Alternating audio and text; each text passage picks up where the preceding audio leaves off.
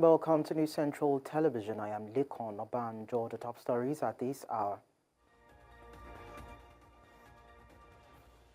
Many reportedly killed as suspected gunmen attack Guma Local Government Area of Benue State. Senate spokesman warns against push for part-time legislature, says Nigeria's democracy could suffer.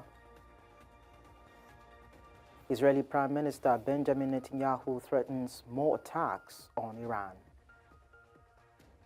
Details to come your way shortly.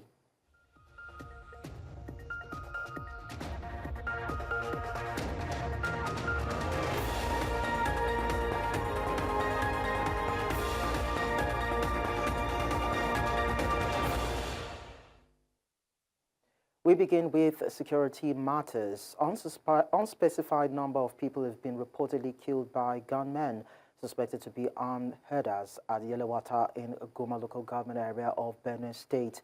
The community is a border town between Nasarawa and Benue State, with less than 40 minutes drive to Makurdi, capital of Benue State. The incident, according to a resident from the area who did not want to be mentioned, said that the attackers, suspected to be armed herders, invaded the community around 10 p.m. on Friday and operated till early hours of Saturday. Meanwhile, the spokesperson for Benue State Command, DSP Udeme Edet, confirmed the attack and added that some individuals and the attackers lost their lives when security men were reinforced into the community. And now to judicial matters. The Federal High Court in Benue City has declined jurisdiction in the case filed by the People's Democratic Party and the suspended 18 local government chairmen in Edo State. Presiding Judge Justice Babatunde Quadri ruled on the matter on Friday. The Central's correspondent, Eferobor, has more.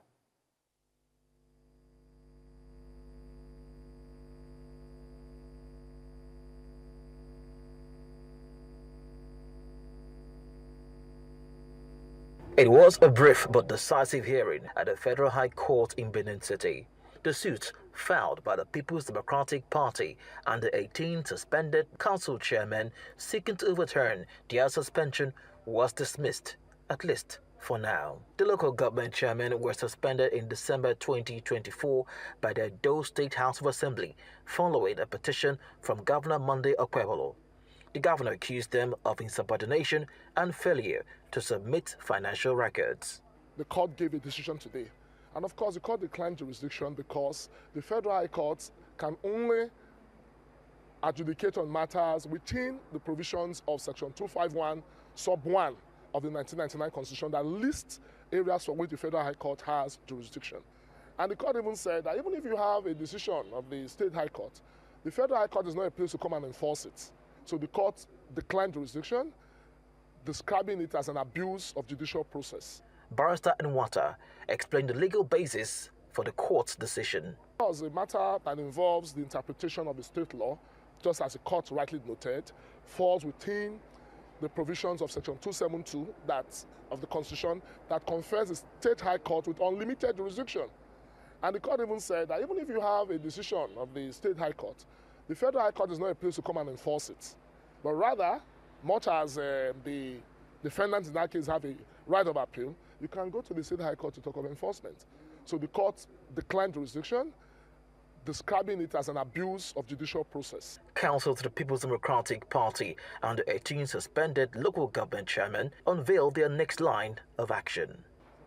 All the court did was deliver ruling to decline jurisdiction, saying that since there are other similar matters in the Edo State judiciary, that the matter should be transferred to the Edo State High Court, for the Edo State High Court to determine the question of whether the Edo State House of Assembly has the power to suspend or remove the democratically elected chairman, that the Federal High Court transfer the matter for continuation in the Edo State High Court. With this ruling, the battle over who controls the grassroots in Edo State shifts back to the state's judiciary, leaving the suspended chairman once again in limbo.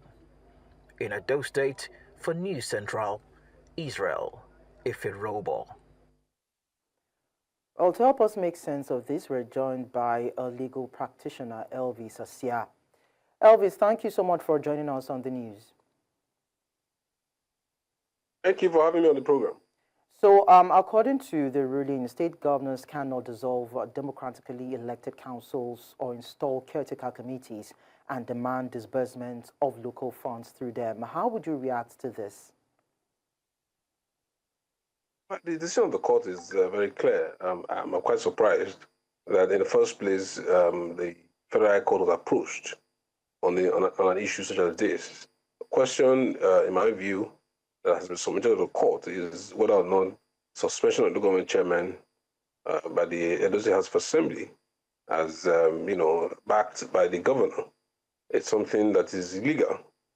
There's no provision in the Constitution that you can possibly situate the Federal High Court in there. The constitutional provision on the jurisdiction of the Federal High Court is very limited. It's very clear on the matters that the Federal High Court can adjudicate on. And so the court is quite right on the decision, in my view.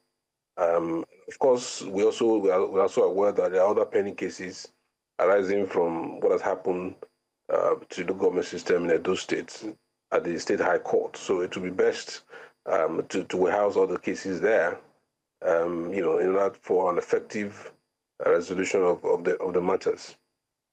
So, to me, in my view, this decision is quite in line with the express provision of the Constitution.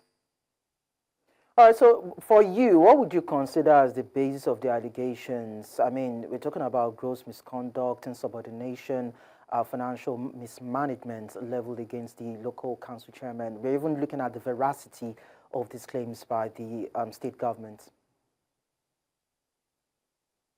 Well, I mean, much has been said about what happened in Edo State, and the clear position or the clear issue is that this is a political movement. The APC, being led by the governor currently, wants to consolidate their powers in the state, and in order to do that, they need to grab the local government system, and unfortunately, they went about doing so outside of the dictates of the law by this gross unconstitutional suspension that was initially done. The suspension had no basis within Section 7 and 8 of the 1999 Constitution. It has no basis even under the Edo State Local Government Law of 2000 as amended. And then we know that subsequently they took steps, to do what, in street parlance, you can say a kangaroo arrangement to impeach the chairman and the vice in an attempt to give some legal cloak on, to what they're doing. What they have done is clearly unconstitutional. The basis of the investigation, the alleged misconduct, is nothing but a political creation to achieve a political aim. What is the alleged alleged insubordination that the governor requested for accounts that were not provided? And the question that you ask is, does the governor even have the power to ask for the accounts of the local government system? The Supreme Court has decided that local government is independent and that they are entitled to their funds, they are entitled to spend it the way they want, and that is why they have a legislative arm that would, do budgeting and all of that, just like you have at the state level. And so the governor has no power to even make a request that he was making. And so the point is that this has nothing to do with the law. This has nothing to do with doing the right thing. Yes, we know that a lot has happened at the government system in terms of corruption and in terms of the pocketing of the funds of the government by successive administration in Edo State and other states of the federation. But in order to do that, you have to if you want to fix that problem, you have to do so by complying with the Supreme Court decision on the independence of the local government system and in terms of their finances. You have to do that by respecting the rule of law. You can't do that by this act of political thuggery that has happened in Edo State at the government level, the government chairman being chased out. And so, quite frankly, this is nothing but politics taking too far. Would there be consequences for this? Because I had an interaction with the council to the Edo State government a couple of hours ago, and he said that the Edo State government is not in violation or in contempt of the Supreme Court ruling granted in July 2024 that grants local governments autonomy, financial autonomy. So where do we draw the lines? And can there be consequences for this sort of violation, so to speak? I don't agree with that. I stand by what I've always said about this issue, that this is gross violation of the Constitution, gross disregard for the decision of the Supreme Court. And we know that, I think sometime in about 2 weeks ago, thereabout in May, the so-called West Local Government, chairman and vice had gone to court, and the High Court of Edo State, nullified, one of the impeachments that were done in the so-called West. Because what has happened in Edo State is that, I don't even know whether the issue of suspension is even still relevant. Because after the suspension, when the outcry came out, even the Attorney General made a point about the fact that what they are doing is unconstitutional. They now took other steps. They claimed they had impeached local government chairmen through the legislative arm of local government councils. And so the current situation now that the local government chairmen are facing is the alleged impeachment that was carried out by the legislative arm, again, which was in gross violation of local government law, in gross violation of due process and the rule of law. And so the Edo State High Court has made a decision on one of the cases that it was a flagrant violation of the Constitution and the law, and order that they be restored. Damages was also awarded. So there should be consequences. And there are other cases that are pending. And if this particular case is anything to go by, we expect that other judges, very courageous judges, of course, depending on the facts and circumstances as presented in individual cases, would also do justice and ensure that, our politicians play by the rules. Nobody is saying you shouldn't play politics, but just play by the rules. So when you say play by the rules and we talk about justice, now that the case has been transferred to the State High Court, what are your predictions? Well, I mean, I just give an example of what the State High Court has done in a similar situation to what was before the Federal High Court. In the first place, there was no need for the matter to have gone to the Federal High Court in the first place. And so that decision of the Federal High Court is really a clear restatement of the very clear provisions of the Constitution and the laws of this country. And so it is expected now that the High Court will look at these matters and, interpret the Constitution, look at the Supreme Court decision, and, of course, look at the peculiar facts and circumstances as presented, and do justice. The matter is not before the court. I cannot sit here and, dictate to the judge or the courts what decision that should be made.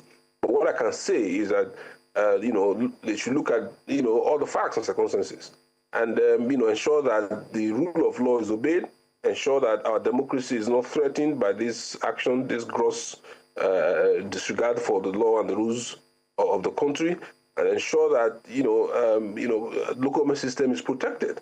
We need to have a local government system that can stand on its own. A local government system, such as we had in 1999. Between 1999 and 2003, we had a local government system that was fairly functional. As a child who grew up in a village, I saw firsthand what local government system can do for you. But today we have lost it because the funds for the local government has been completely taken by the governors and the state government. And so we need to set precedent that will ensure that we protect this. This is beyond a mere case of suspension, a mere case of impeachment. This is trying to give effect and ensuring that people at the grassroots can have a voice and they can feel the impact of governance. Okay. Well, thank you so much, Elvis Asia, for sharing your thoughts with us. Thank you for having me on the program. You're welcome. We're still in Edo State anyway, where Governor Monday Okpebholo has launched a 1 billion naira interest-free loan scheme for traders and farmers, an initiative in line with President Tinubu's renewed hope agenda. The launch, held at the state capital, Benue City, aims to empower more than 5,000 small business owners with loans ranging from 200,000 naira to 500,000 naira each. Governor Okpebholo described the scheme as a fulfillment of his campaign promise and a move to ensure real support reaches grassroots beneficiaries. Progress for Edo people. I can remember vividly When I was campaigning, I said I am going to provide this soft loan, interest-free loan. This is fulfillment of my promise that is starting today. I just want to make sure that this money will not go to the wrong hand. That is the essence of this gathering. We'll be giving to 5,000 beneficiaries in Edo State across the 3 senatorial districts. That's Edo South, Edo Central, and Edo North. Each beneficiary will get 200,000. And it will be paid over a period of 12 months. Meaning every month we pay about 16,600 without interest. With directive from His Excellency, he said we should deal with the market women, we should deal with the traders union and farmers association, the cattle rearers, the cattle rearers as well. Then we did our due diligence by going around the 3 senatorial districts. Let's now go on a break on the news. When we return, we'll tell you about the call for part-time legislature and if that can be a threat to democracy in Nigeria. Just stay with us. We'll be back in a bit.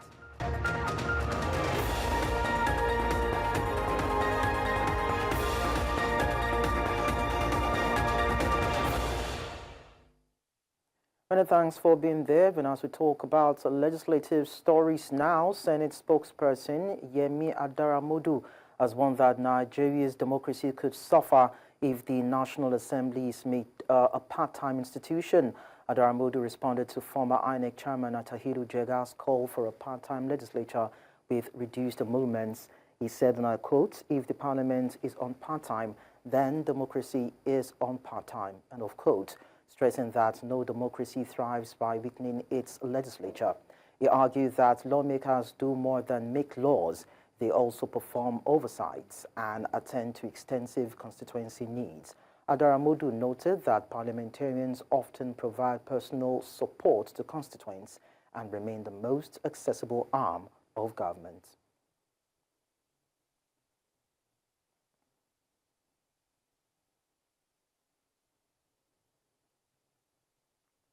Earlier on the news, we told you that Governor Monday Okpebholo of Edo State has given a loan scheme, interest loan scheme, to traders and farmers in the state to boost productivity in the SME value chain. And now we have our correspondent, Eferobor, who will be telling us more about this government intervention. Israel, good evening to you. Good evening to you. Thank you so much for having me this lovely Saturday evening. All right, beautiful. So how are Edo farmers and traders reacting to the governor's interest-free loan? Well, indeed, for the farmers and indeed all SMEs in the state who are beneficiaries of this interest-free loan from His Excellency Senator Monday Okpebholo, they are indeed excited and they are happy that indeed there is a governor who is indeed looking forward to uplifting the lives of the people, and they are happy and they are hoping to tap into all the benefits of this administration here in Edo State. And the governor did say that this is indeed a promise fulfilled.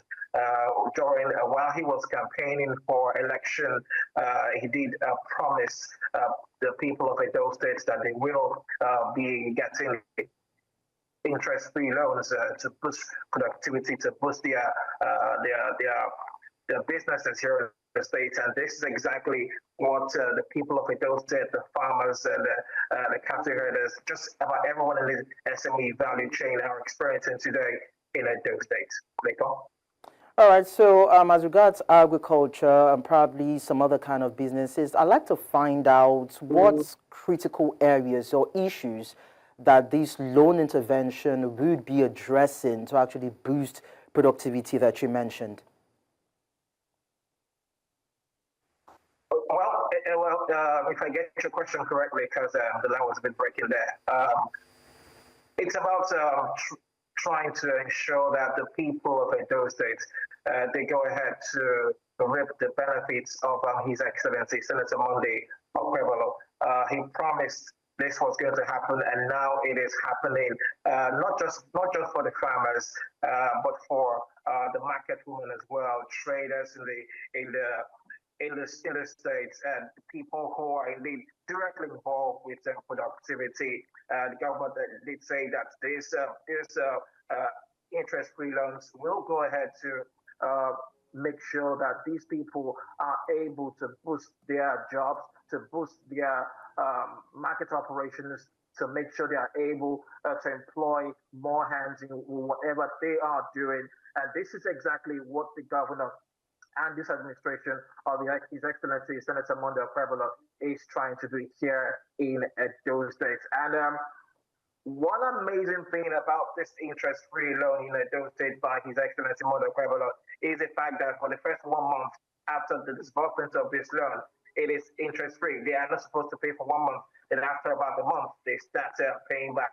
There is an amount they're meant to pay, and it will run for just about a year, depending on the amount of money that each of the farmers or anyone in the SME value chain have gotten from this interest-free loan. It ranges from about 200,000 to about 500,000. This we have been told, and there are lots of modalities being put in place to ensure that there is some sort of accountability when it comes to the disbursement of this loan, to ensure that yes, indeed, that this particular loan disbursement gets to the right people. All right, so finally, Israel, before I let you go, I mean, 1 billion naira is a lot of money. I'm wondering if there's been this kind of initiative with the past administration before now, because I'm looking at how people will compare what Governor Okpebholo is bringing on board compared to what it used to be back then. Yes, indeed. I must let you know that, well, in the past, there have been initiatives here and there from past administration. But the key thing here that His Excellency Senator Okpebholo is trying to bring with this loan disbursements, interest-free loan, I must say, is the fact that he is trying to make sure that everyone who is expected to get this loan actually gets it. In the past, there have been loans just like this, but did it really get to the right people? And that is what the governor of the state is trying as much as possible to avoid. He didn't say during the launch yesterday at the government house in Benue State that if anyone who is expected to get this interest-free loan doesn't get it, they should go ahead and make a formal complaint to his office. So should report the matter to him. And that is, for me, is the difference from what has happened in the past here in Edo State and what the people of Edo State are experiencing right now. The money, the loan must get to the right people so that it can actually go ahead and get the people boosting their production, their value chain, getting more people to be employed in the state. And that's exactly what the government is trying to do. The dividend of democracy, they must eventually reap that. That's exactly what the governor is trying so hard to accomplish here in Edo State. And basically, that's about accountability and the dividends of governance getting to the grassroots. Thank you so much, Israel Eferobor, for sharing the details with us. Thank you for having me. Of course. Now we talk health.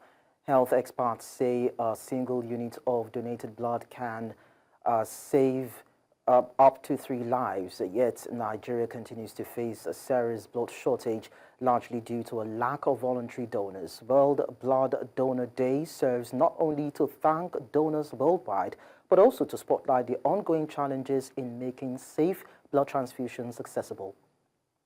News Central's Omolola Ololade tells us more in this report. Blood is essential for survival, especially during surgeries, childbirth and emergencies. But in Nigeria, blood loss remains a major cause of death, particularly among women, newborns and road accident victims. To mark World Blood Donor Day, health professionals and advocates held a sensitization walk in Lagos to raise awareness about the importance of voluntary blood donation. They also took time to debunk common myths and misconceptions that discourage many Nigerians from donating. Over time, we notice that when we go out to have all these activities, it becomes quite difficult for donors to come back to give blood. So we have opened our facilities for voluntary blood donors to give blood. We have opened our facilities for them to see the way blood is being processed, and also for them to interact with healthcare providers that treat people that need blood, as well as patients or patients' relatives that need blood. We need blood for surgeries, for postpartum hemorrhage. We need blood for babies with anemia. We have malaria here in our environment, which can also cause anemia. So this is an avenue to create awareness to everybody, to tell everyone that you can become a voluntary blood donor and donate blood such that we don't have shortages of blood in our environment. The challenge of low blood donation persists across many African countries, including Nigeria, due to poor funding, inadequate staffing, and limited public awareness. Education is key to changing this narrative. Sensitize the general public on to make sure that these myths, superstitious beliefs associated with culture, religion, and all that are being taken away from the people's mind. There is nothing to worry about voluntary blood donation. It's safe to donate blood regularly. It is not difficult. It is relatively simple to do, and it will only take a prick of the needle. And what you are doing by donating just 1 pint of blood, you are saving about 3 lives with that 1 pint of blood. And it gives you confidence. It makes you proud that you have helped people to live. There is a need for improved access to blood in the country. Experts therefore advise Nigerians to learn more about blood donation and its importance. Their message is simple: save blood, save lives. Donate and save a life today. In Lagos, for News Central, Omolola Ololade. We talk weather now. The Nigerian Meteorological Agency has predicted thunderstorms and rain across Nigeria from Saturday through Monday. In its 3-day forecast released on Friday, NIMET reported early morning thunderstorms over parts of Taraba, Kebbi, Zamfara, Kaduna, and Adamawa. Later, widespread thunderstorms will rain is expected in the north, central, and southern regions, including the FCT, Niger, Kwara, Lagos, Enugu, and Cross River states. Similar weather patterns were forecast for Sunday and Monday, with heavy rain and strong winds likely in various parts of the country.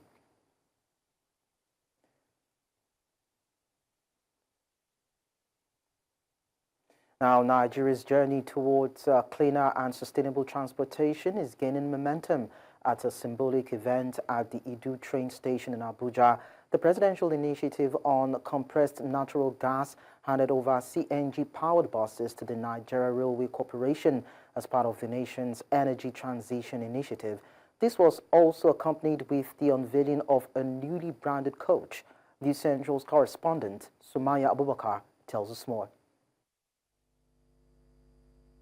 At the Edo train station in Abuja, the partnership between the Nigerian Railway Corporation and the Presidential Initiative on Compressed Natural Gas was once again brought to the fore. Some CNG-powered buses were officially handed over to the NRC to enhance intermodal connectivity, linking rail services to city routes with cleaner energy. Now, the multimodal system, they are going to provide a better customer experience for us, so that when people use a vehicle, they have a last mile to get to town. For Kubwa, it's close to town, but Idu is far. Now, when you go outside these two areas, Lagos, Aba, and the rest, the CNG buses will be able to provide cheaper mobility, extra money in people's pocket. Also unveiled was a CNG-branded coach representing not just a cosmetic change, but a renewed commitment to greener alternatives in rail operations. So we are cooperating first. Our initial cooperation, which we are launching immediately, is around informing Nigerians about the CNG revolution. And that starts with the branding of these coaches. That starts with the handing over of CNG buses for the operations of NRC. That starts with the enablement of conversion of NRC's own vehicles and eventually power requirements to CNG. The handover and unveiling signals a bold move to commence a national rollout of greener alternatives in the transportation sector, with more collaborations expected between the PICNG and other transport agencies. With the delivery of the CNG buses and the rebranding of this coach, the NRC is not just transporting people, it is transporting the nation into a cheaper, cleaner and sustainable future. From the Edo train station in Abuja, reporting for News Central, Sumaya Abubakar. Coming up on the news, Kenya police officer arraigned over death of teacher in custody. We'll tell you more when we are back. Join us again.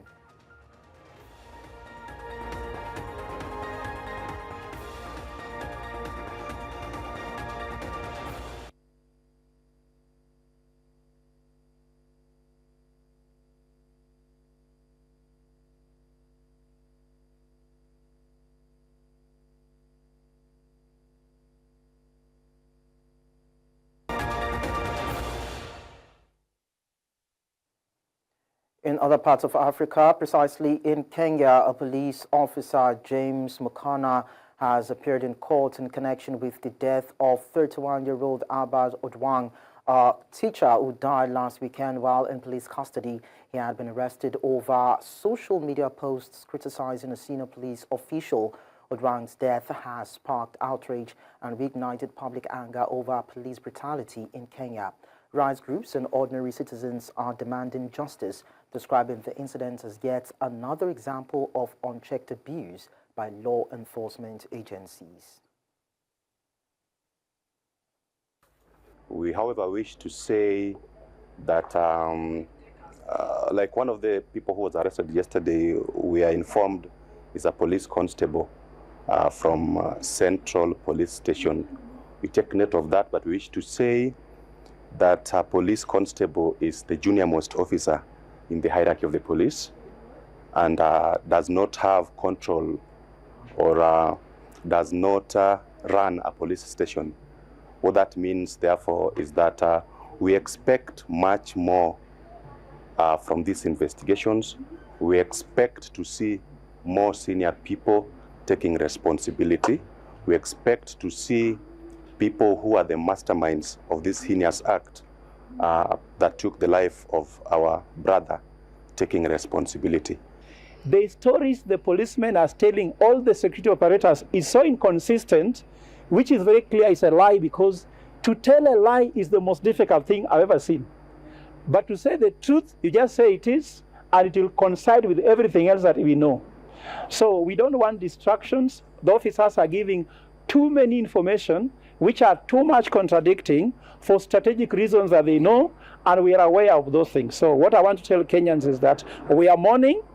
Let the family mourn their way. Pia kuona wengine wakishikwa na wengine wa ngazi za juu. Kama tunavyojua, afisa constable ni moja ya vitengo vya chini kabisa. Huyu constable hawezi kuwa anafanya kazi bila ya amri. Kwa hivyo tunataka kuona na wengine pia wakishikwa wa ngazi za juu.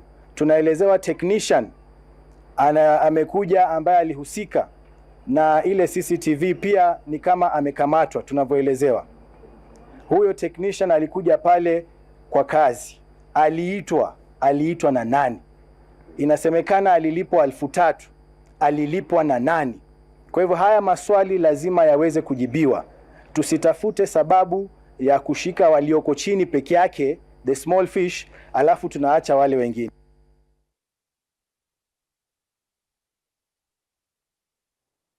Still ahead on the news, Israeli Prime Minister Benjamin Netanyahu threatens more attacks on Iran. We'll bring you the details shortly. Stay with us.